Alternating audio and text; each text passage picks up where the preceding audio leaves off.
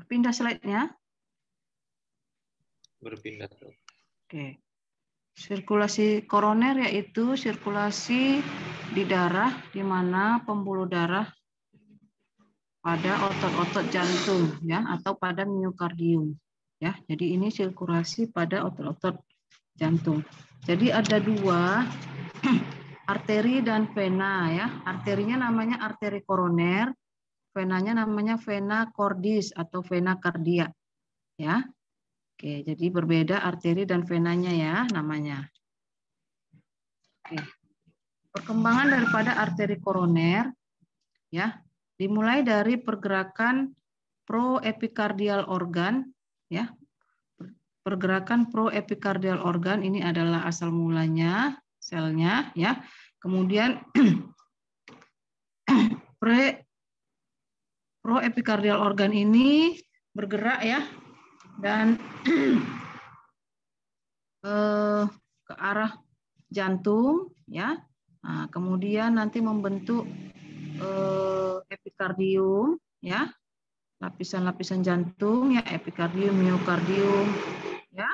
Nah, kemudian setelah itu dia mengalami transformasi ya, epitelial mesenkimal ya, dari epitel ke mesenkim ya, ke jaringan ikat ya. Kemudian mulai membentuk plexus kapiler ya. Jadi kapiler plexus, dan akhirnya plexus itu nanti berkembang menjadi arteri ya. Itu yang disebut dengan arteri koroner. Ya. Jadi kalau kita lihat perkembangannya sebetulnya di mana? Ya, epitelial mesenkimal itu di antara epikardium dengan miokardium.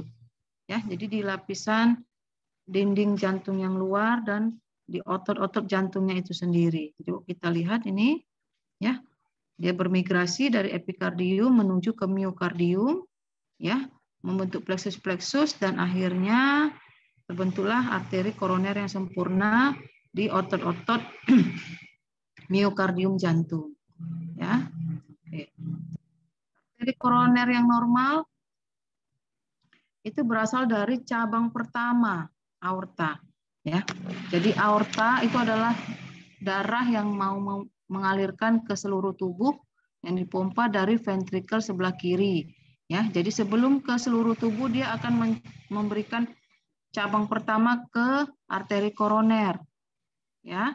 Nah, biasanya dia muncul dari 3 aortic sinus dari valsafah ya. Jadi kalau kita perhatikan katup daripada aorta itu kan ada 3 ya, valvula semilunaris ya, ada 3, anterior ya, posterior dan septal ya. Nah, dia muncul dari 2 bagian dari sinus valve dari katup aorta ya. Ya. Kedua arteri ini ya muncul dari side kiri ya, dari valve yang sebelah kiri ya, dan nanti valve yang sebelah kanan ya, daripada jantung pada bagian awal ya, atau akar daripada aorta ya, dan kemudian dia menuju ke depan daripada valvula aortik. Nah, yang sebelah kiri juga begitu, dia muncul dari aortic sinus yang sebelah kiri ya, yang kanan dari sebelah kanan. Jadi kok kita lihat ya, ini katup daripada semilunar ya, ada 3 ya kan. Nah, jadi yang sebelah arteri koroner sebelah kiri nanti dia muncul dari ini sinus valsafah yang sebelah kiri, arteri koroner yang sebelah kanan muncul dari sinus valsafah katup yang sebelah kanan ya. Jadi ada 1 katup yang tidak dialiri oleh arteri ya.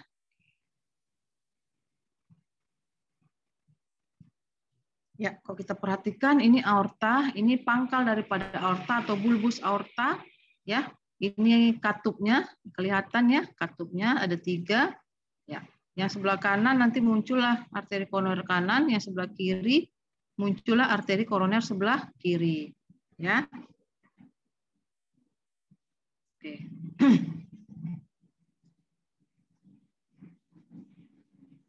Yang sebelah kiri nanti kalau kita lihat ini, ya, kemudian dia bercabang, ya, yang ke depan menjadi arteri interventricularis anterior dan yang ke belakang menjadi arteri circumflexa. Nih, circumflexa ini nanti berkeliling dia ke bagian posterior daripada jantung, ya.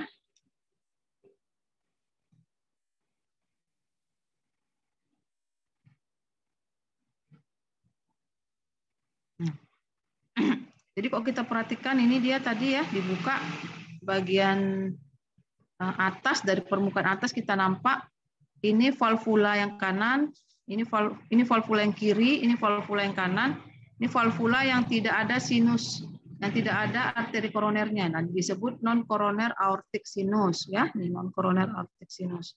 Oke, ini yang kanan, ini yang kiri ya. Nah, arteri koroner yang kanan nanti dia mensuplai sebagian besar permukaan diafragma daripada daerah ventrikular, ya.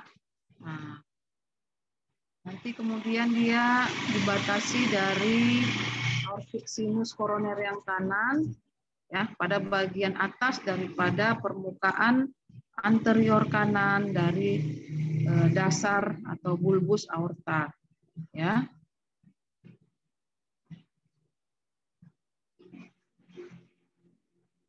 Ya. Jadi kalau kita perhatikan mana ini, ya, ini ya tricuspid, ya berarti ini yang sebelah kanan, ya.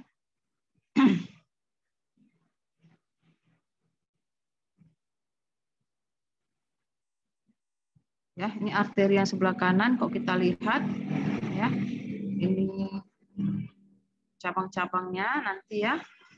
Ya, jadi ya arteri sinus, arteri marginalis, ya. Kemudian ini arteri ke atrioventricular node, ya. Dan nanti yang di belakang adalah arteri interventricularis inferior, ya. Yang merupakan cabang dari ini arteri yang sebelah kanan, ya.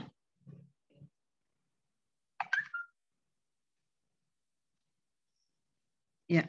Jadi kalau arteri ini bisa kita lihat dengan foto yang namanya arteriografik.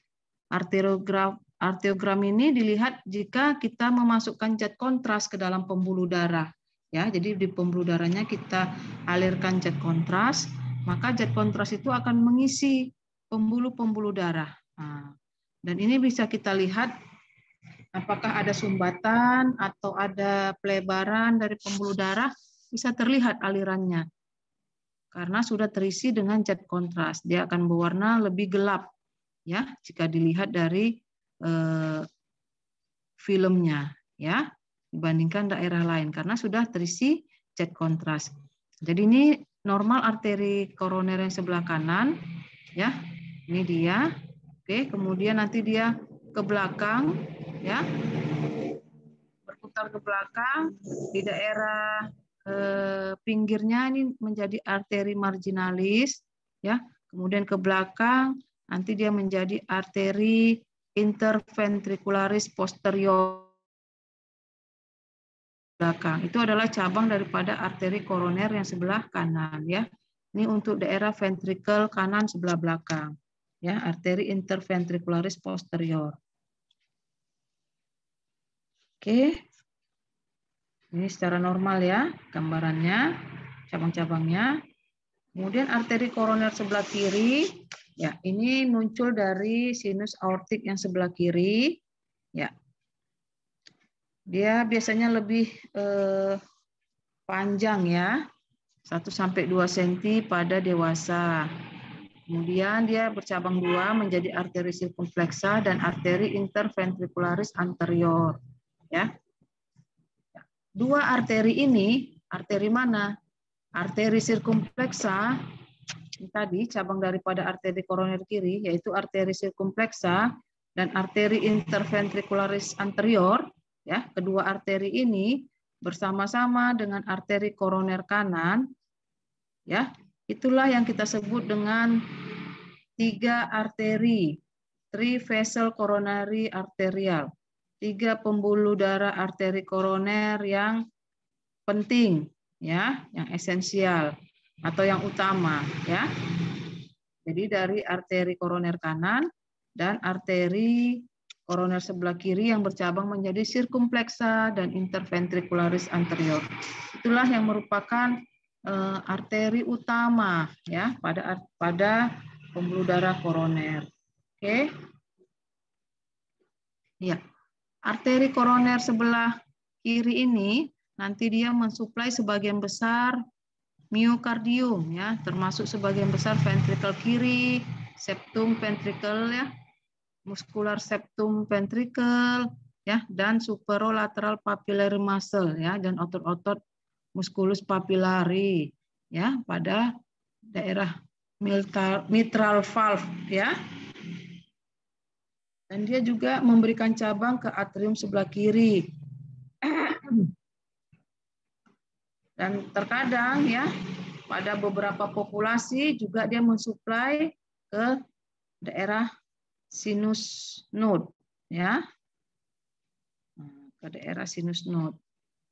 Ya, SA node kemarin kita udah belajar, ya, jadi SA node, Oven node, ya, Purkinje, ya, bundle of His. Nah, itu dia adalah yang untuk konduksi daripada jantung, ya.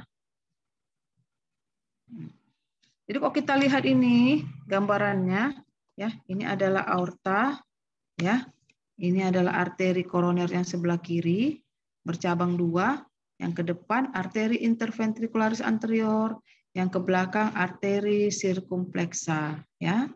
Nah, nanti yang di depan ini bercabang-cabang lagi, cabang kecil. Ada yang namanya arteri diagonalis, ya. Nanti namanya juga ada arteri marginalis, ya. Oke. Bisa, ya. Ini aorta, ini arteri pulmonalis, ya.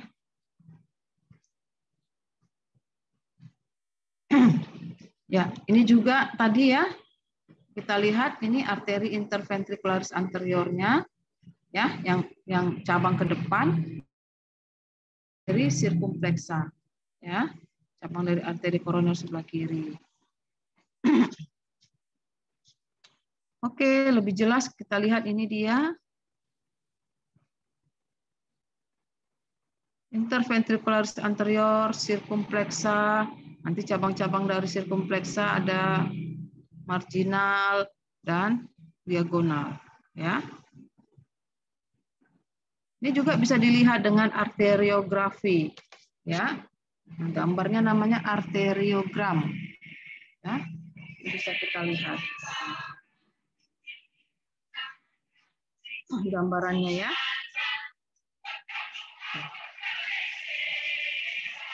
Kemudian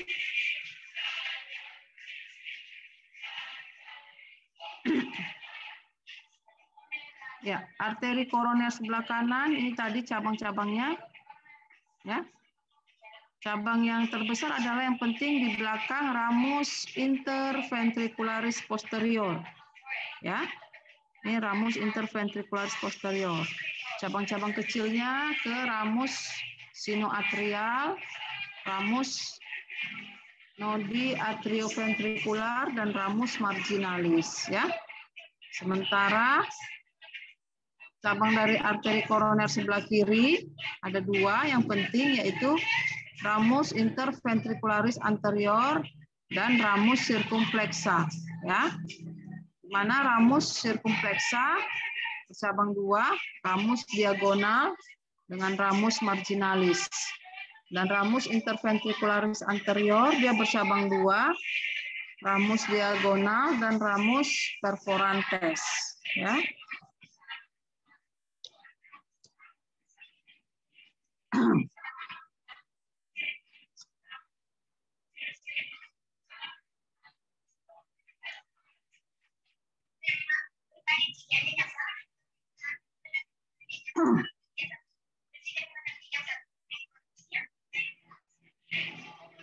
Jadi dari gambar ini kita lihat ini arteri koroner yang sebelah kiri, ya, ini ada sirkumpleksa tadi dan arteri interventricularis anterior.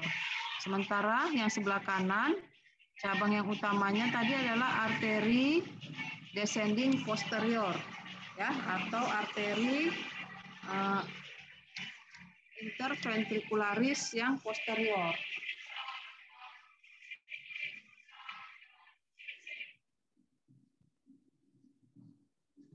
Ya, arteri interventricularis posterior ini yang di belakang. Ini merupakan cabang dari arteri koroner yang sebelah kanan. Oke. Ya, variasi. Jadi pada beberapa persen penduduk mempunyai variasi dari arteri koroner ini. Ya, 4% dari populasi punya 3 arteri koroner, ya. Jadi ada arteri koroner kanan, arteri koroner kiri, dan arteri koroner posterior. Nah, ya, jadi ada 3 arteri koronernya. Ya, pada kasus yang jarang juga, ya, ini hanya punya 1 arteri koroner. Nah, ini lebih bahaya lagi. Arteri koronernya cuma 1 cabangnya, ya, yang berjalan mengelilingi bulbus atau dasar daripada aorta, ya. Ini susah nih kalau arteri koronernya cuma 1, kalau tersumbat di pangkal maka habislah kita, ya. Jantung akan tersumbat semuanya, ya, bisa tiba-tiba mati mendadak. Ya, dan kadang-kadang arteri koroner dia bisa double struktur, ya. Jadi 2 arterinya, ya. Jadi arteri koroner kanan 2, misalnya arteri koroner kiri 2, berjalan paralel, ya. Jadi normalnya seperti ini, ya. Normalnya seperti ini. Saya ulangi lagi, ini arteri koroner sebelah kanan. Dia akan memberikan percabangan yang paling besar adalah cabang di belakang ini, yaitu arteri interventricularis posterior. Cabang-cabang kecilnya dia akan mencabangi ke daerah SA node. Kemudian dia marginalis, ya, di daerah ini, dan diagonalis, ya. Sementara yang sebelah kiri dia ke depan arteri interventricularis anterior dan arteri sirkumflexa, ya. Cabang-cabang kecilnya arteri diagonal dan marginalis, ya. Ini variasi kok kita lihat. Variasinya bagaimana? Ya. Variasinya ini justru arteri ini, arteri SA node ini SA node normalnya diperdarahi oleh arteri koroner yang sebelah kanan. Pada yang variasi, SA node itu bukan diperdarahi oleh arteri koroner kanan, justru dari arteri sirkumflexa. Nah, jadi dia berkeliling dia arterinya sehingga dia mendarahi daerah SA node. Nah, seperti itu, ya. Ini bisa juga terjadi, variasi namanya, ya. Oke. Nah, kemudian variasi yang lain bagaimana? Variasi yang lain kok kita lihat ini, ya. Ini arteri koroner yang sebelah kanan. Kan tadi cabang yang paling besar saya bilang yang berada di belakang, ini posisi sebelah belakang yaitu arteri interventricularis posterior, itu berasal dari arteri koroner yang sebelah kanan. Jadi pada beberapa variasi arteri koroner interventricularis posterior itu bukan dari yang sebelah kanan, tetapi yang dari sebelah kiri, yaitu dari arteri sirkumflexa. Nah, ini variasi, ya. Normalnya dia dari sebelah kanan. Ini lihat gambarnya. Tapi pada beberapa individu dia bisa berasal dari sirkumflexa. Itu namanya variasi. Ya. Ya, kemudian penyakit apa lagi yang lainnya? Ya, bisa anomali dari sinus originnya, ya. Nah, kemudian ektopik dari arteri koronernya. Jadi tadi arteri koroner itu kan muncul dari pangkal daripada aorta. Nah, dia bisa muncul dari pangkal daripada arteri pulmonalis atau arteri pulmonalis kanan, arteri pulmonalis kiri, atau dari arteri brachiosephalika. Ini variasi yang kita jumpai, ya. Atau bisa arteri koronernya soliteri, satu-satu, ya, muncul dari 2 tempat yang berbeda, ya. Banyak, ini macam-macam kelainan daripada variasi arteri koroner. Oke. Ya. Ya, sekarang suplai darah dari musculus papillaris, ya. Jika musculus papillaris tidak berfungsi secara baik, maka valve mitral akan lemah sewaktu kontraksi daripada ventrikel kiri. Itu yang disebut dengan mitral regurgitasi, ya. Jadi Kalau muskulus papilarisnya tidak berfungsi dengan baik, kita sudah tahu bahwasanya kontraksi daripada muskulus papilaris itu akan menarik valvula atau sekat antara atrioventrikular. Ya, kalau dia berkontraksi maka dia akan menutup sempurna sekat mitral atau sekat trikuspid. Tetapi kalau muskulus papilarisnya tidak bekerja maksimal, tidak kontraksi maksimal, maka valvula atau sekat di antara mitral atau trikuspid dia akan sedikit terbuka. Jadi masih ada celah, ya. Ketika ada celah, maka ketika ventrikel berkontraksi, maka akan terjadi arus balik ke atas, bisa terjadi arus balik darah ke atas. Itulah yang disebut dengan mitral regurgitasi. Ya. Jadi mitral regurgitasi itu salah satunya adalah karena kerusakan daripada sekat atrioventrikular atau kelemahan daripada otot-otot muskulus papilarisnya sendiri yang tidak bisa berfungsi secara baik, ya. Oke. Kemudian suplai darah dari muskulus papilaris di sebelah anterolateral itu lebih sering menerima dari 2 aliran darah. Jadi di sebelah anterolateral yang di depan, ya, dia berasal menerima suplai darah dari LAD. LAD itu adalah arteri left anterior descending. Yang tadi interventricularis anterior nih maksudnya, ya. Interventricularis anterior sama dengan LAD. Dan berasal dari arteri circumflexa. Jadi yang sebelah muskulus papilaris sebelah anterolateral ini karena dapat 2 pembuluh darah, aliran darah, maka dia lebih rentan atau lebih resisten terhadap iskemik. Ya, kalau terjadi iskemik maka dia lebih resisten. Kenapa? Karena kalau satu yang iskemik dia masih punya 1 suplai darah lagi, ya, karena dia punya 2 suplai aliran darah. Nah, tetapi kalau di daerah posteromedial, muskulus papilarisnya itu hanya disuplai oleh 1 arteri, yaitu arteri PDA, posterior descending arteri, ya, yaitu arteri interventricularis posterior yang cabang dari arteri koroner sebelah kanan tadi, ya. Nah, ini tentunya kalau dia terjadi sumbatan atau kerusakan, ya, nah, dia lebih rentan terhadap iskemik, ya, dibandingkan yang muskulus papilaris yang sebelah depan, ya.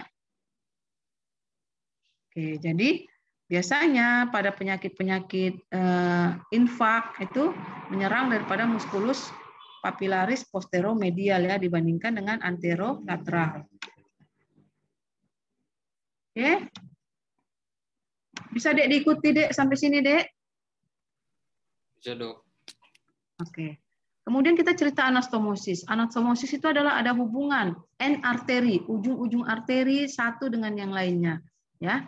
Jadi ada anastomosis di antara 2 arteri koroner, ya. Ya.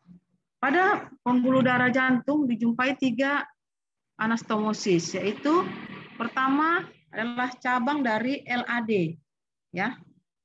Left anterior descending atau arteri interventricularis.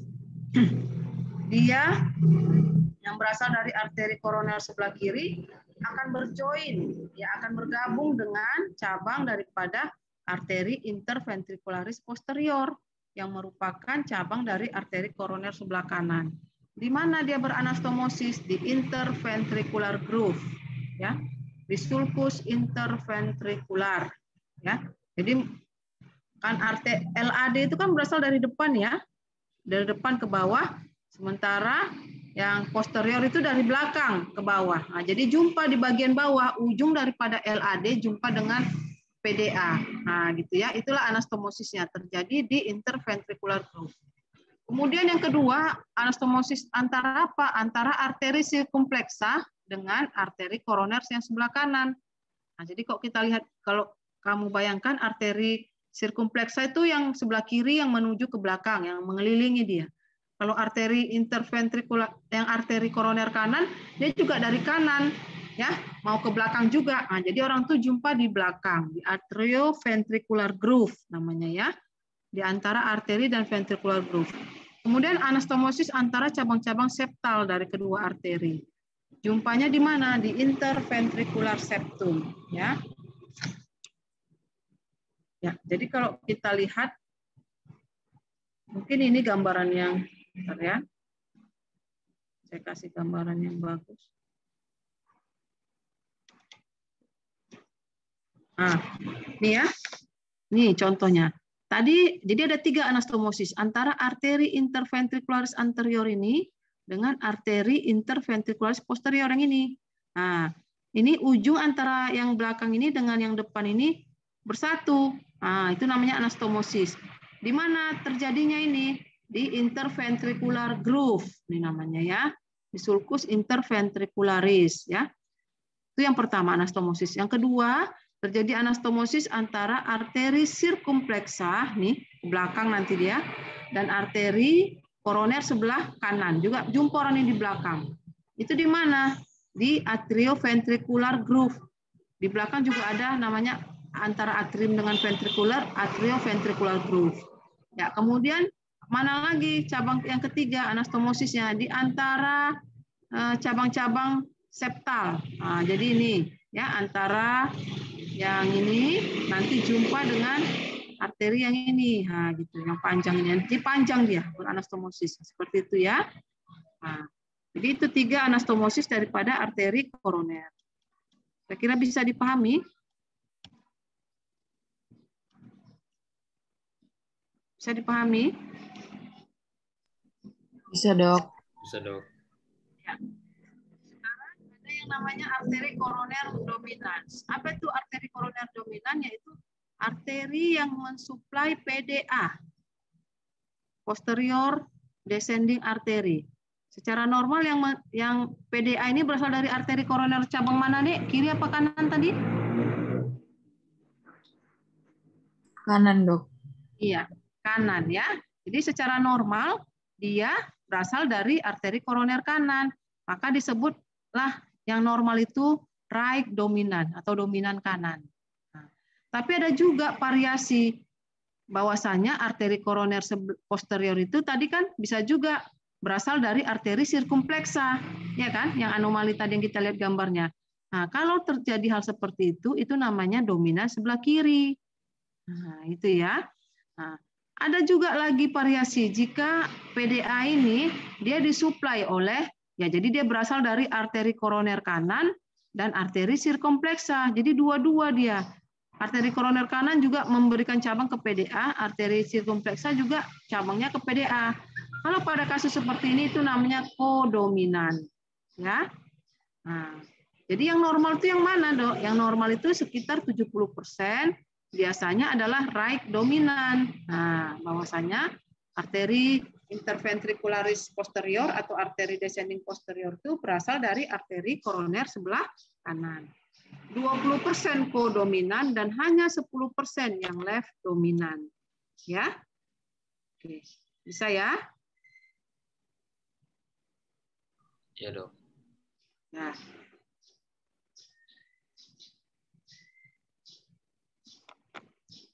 Oke, ini ya. Jadi ini dominan kanan karena dia berasal dari arteri koroner yang sebelah kanan. Oke. Nah, ini dominan kiri, jadi ini arteri ventricle posterior descending artery dari sebelah kiri. Ini left ya, left posterior descending anterior dari sebelah kiri karena dia berasal dari arteri sirkumpleksa ini tadi. Nah, ini namanya dominan kiri. Ya. Oke. Dah. Selesai arterinya, sekarang venanya. Venanya ada vena cordis magna, parva interventricularis posterior, dan vena marginalis. Ya. Vena cordis magna itu berasal dari arteri koroner yang sebelah kiri. Nih, arteri koroner yang sebelah kiri, venanya namanya semua vena cordis magna. Ya.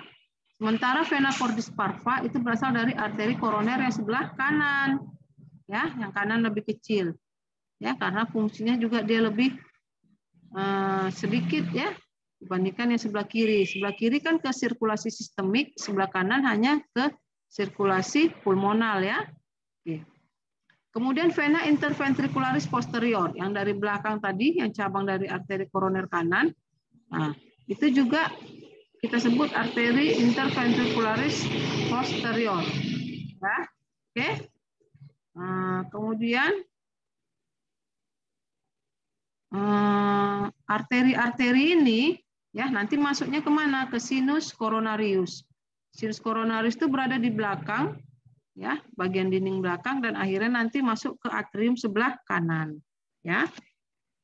Kemudian ada vena pembuluh darah yang kecil-kecil, yaitu vena cordis minimi, ya, minimalis, ya, dan vena ventriculi dextri anterior itu langsung masuk ke sinus ke atrium sebelah kanan tanpa melalui ke sinus coronarius lagi, ya. Jadi dia langsung masuk. Oke, ya sampai di sini. Sekianlah kuliah kita. Jadi ini ada kasus ada coroner heart disease di mana terjadi penyumbatan daripada salah satu pembuluh darah koronernya, ya. Jadi kalau kita lihat di sini dengan angiografik, maka kita lihat ya ada terjadi penyumbatan, ya, penyumbatan daripada pembuluh darah, ya, arteri koronernya, ya. Makanya daerah ini mengalami iskemik, ya. Kenapa bisa menyumbat? Apa aja yang bisa menyumbat? Ya, menyumbat itu bisa flak, ya, flak itu bisa lemak jenuh, ya, lemak tak jenuh, ya, kemudian rokok dan sebagainya, ya.